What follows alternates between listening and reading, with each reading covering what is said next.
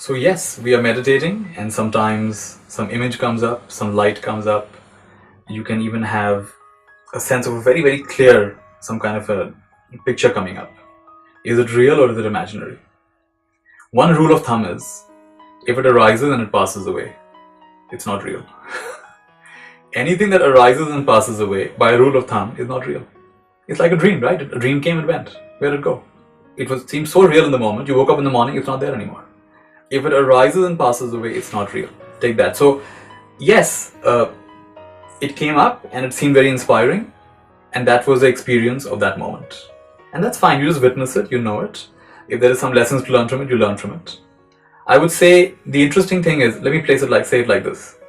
There's a man who is on a really, really hot street. It's super hot. The ground is really hot. The sun is out there. It's like he's really sweating. He's really overwhelmed by the heat.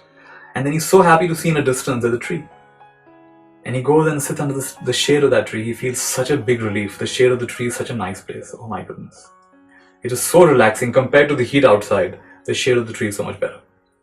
There's another man near the tree and says, hey, I've got an extra movie ticket. Want to come? He says, sure. So they walk a little bit and they come to a movie theater. And this is an air-conditioned movie theater. And as they're sitting there, he can't believe how good he's feeling in this air-conditioned movie theater. And there are beautiful scenes, beautiful movies, beautiful lights, beautiful sounds. And then somebody taps him and says, hey, come, there's a secret room in this movie theater. Let me show you. And they walk to that room. It's completely silent. It's completely dark.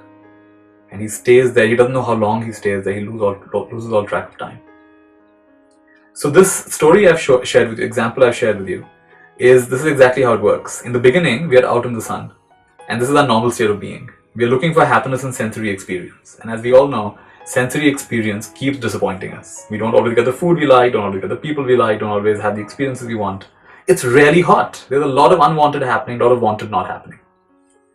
Then we come under the shade of a tree, and this is called Khanika Samadhi. Khanika Samadhi means temporary, momentary concentration. When you can keep your attention, for example, on the breath for about a minute.